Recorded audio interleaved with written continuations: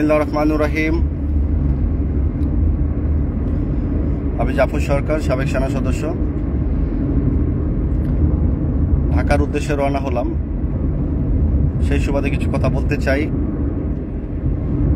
বাংলাদেশে শেখ হাসিনা সরকার অধঃপতন হওয়ার পর বাংলাদেশে প্রতিটি জেলায়, প্রতিটি থানায়, প্রতিটি ইউনিয়নে যে পরিমাণ মানুষের নামে মামলা মোকদ্দমা, হয়রানিমূলক পুলিশ কেস দেওয়া হচ্ছে, এটা অত্যন্ত দুঃখজনক।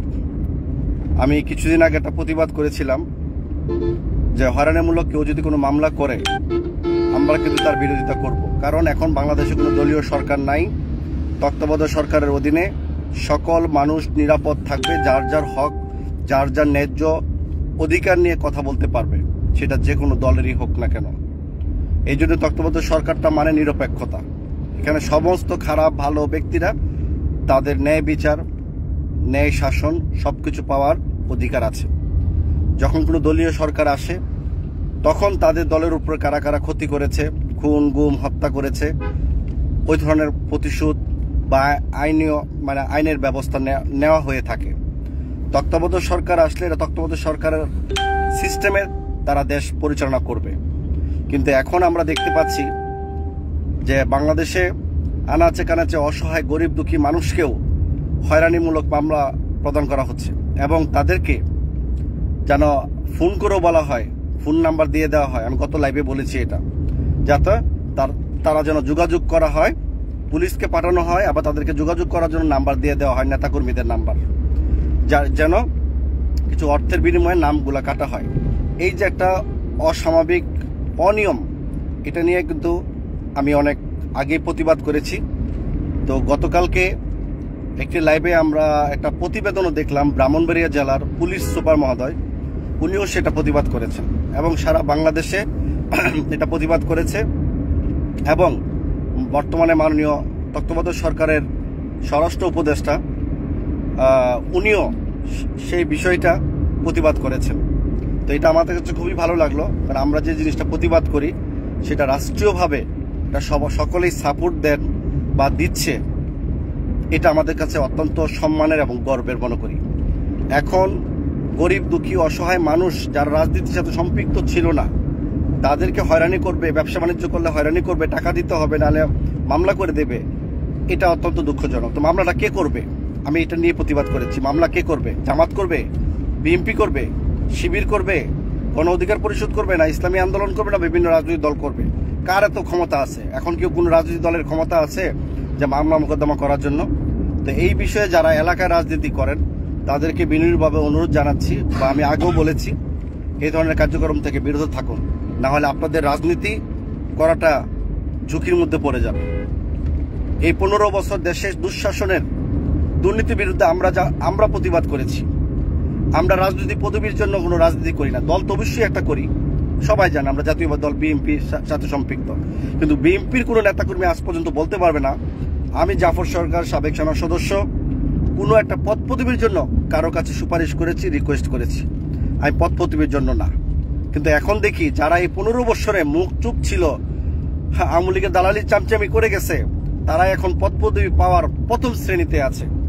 5ই আগস্ট পূর্বে যাদের জন্ম হয় নাই রাজনীতিতে, 5ই আগস্টের পরে সেই নেতাদের কোনো অভাব নাই। তারাই এই ছাত্র দল, যুব দল, বিএনপি, এটা সেটা, কে উপজেলা চেয়ারম্যান করবে, কে ইউনিয়ন পরিষদ চেয়ারম্যান করবে, কে মেয়র হবে, কে এমপি হবে, সব তারা সিলেকশন করে ফেলাইছে। আমি শুধু অতটুকুই বলতে চাই, ভাই একটু থামেন। আমরা কিন্তু উগান্ডার থেকে আসি নাই, মনে রাখবেন। আমরা যখন কাজ শুরু করব তখন কিন্তু খালি জৈলা পুইরা মরবেন, কারণ জনগণ আমাদেরকে বিশ্বাস করে, জনগণ আমাদেরকে ভালোবাসে। আপনাদের মতো এই যে 3 নাম্বার বোল্টওয়ালা একটা কথা আছে না, যে ওই ধরনের সুযোগ সুবিধাবাদীরা নেতৃত্ব দিবেন, নেতাগিরি করবেন, সেই সুযোগ কিন্তু জনগণ মানবে না। হ্যাঁ, আপনারা কমিটি দিতে পারবেন, নেতা বানাইতে পারবেন, 1 নাম্বার নেতাকে বাদ দিয়া 10 নাম্বার নেতার পদবি দিয়া নেতা বানাইতে পারবেন, কিন্তু জনগণ সেগুলো খাবে না। আওয়ামী লীগ থেকে, দুঃশাসন থেকে জনগণ মুক্তি পেয়েছে। দেশে একটি শান্তি শৃঙ্খলা বজায় রেখে সুন্দর একটি জবাবদিহিতা সরকার বাংলাদেশে প্রতিষ্ঠা হবে, এটাই জনগণ চায়। কিন্তু পদ পদবি হলেই এমপি প্রার্থী হলে, চেয়ারম্যান প্রার্থী হলে, মেয়র প্রার্থী হলে যে আপনারা নেতা হয়ে গেছেন, সেটা ভুল। খেলা কিন্তু সামনে হবে। নমিনেশন যারা যোগ্য ব্যক্তি তাদেরকে জনগণ ভোট দেবে। আমি জনগণের প্রতি, দেশের মানে বিবেকবান মানুষের প্রতি আহ্বান জানাবো, দলকে স্বার্থের জন্য দলকে কেউ ব্যবহার করবেন না।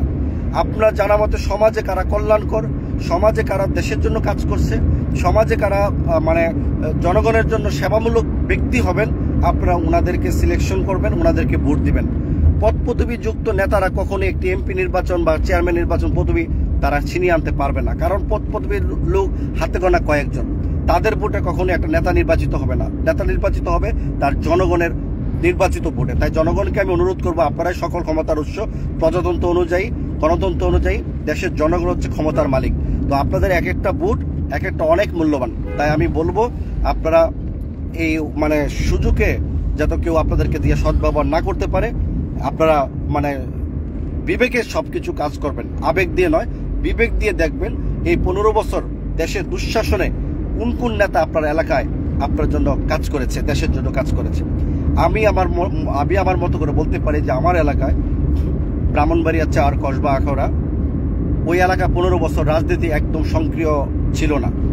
আইনমন্ত্রী আনিসুল হক সে বিএনপির কোনো পোস্টার পর্যন্ত ওই এলাকা লাগাতে দেয় নাই। তার মানে আমাদের বিএনপির কোনো নেতা কর্মী সক্রিয়ভাবে কাজ করতে পারে নাই, একটা বিএনপির পোস্টার পর্যন্ত করতে পারে নাই, 15 বছর একটি বিএনপি সমাবেশ পর্যন্ত করতে পারে নাই।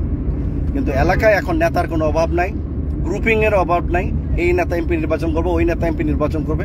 তাই আমি সকল জনগণকে বলবো, আপনারা নির্বাচন করবেন কোন ব্যক্তিকে আপনারা আগামী সংসদ সদস্য হিসাবে নির্বাচিত করে সংসদে বসানোর সুযোগ দিবেন, এবং আপনাদের ন্যায় নীতি, ন্যায্য অধিকার আদায়ের জন্য তারা সংসদে যুদ্ধ করবে, আলোচনা করবে। তো প্রিয় দেশবাসী, যে গত সপ্তাহে আমি যে লাইভটা করেছি যে মানুষের বিরুদ্ধে হয়রানিমূলক মামলা যারা করে, দেখা গেল আমার গ্রামের মামলা অন্য একটা উপজেলা লোকদের মামলা করাইছে। মানে এগুলো পয়সা খাওয়ার ধান্দা। যারা এই ধরনের ধান্দাগিরি করেন, ধান্দা কিন্তু ছুটে যাবে, একদম 12টা বাজায় ছেড়ে দেবো। আপনি যত বড় হেডামোল্লা লোকই হন না কেন, করে দেবো। আওয়ামী লীগ যদি অপরাধ করে থাকে, আওয়ামী লীগের অপরাধ হলে আওয়ামী লীগের বিচার হবে বর্তমান প্রশাসনের মাধ্যমে, পুলিশ বাহিনীর মাধ্যমে, তত্ত্বাবধায়ক সরকারের মাধ্যমে। কোনো দলীয় সরকার পুলিশকে হস্তক্ষেপ করতে পারবে না।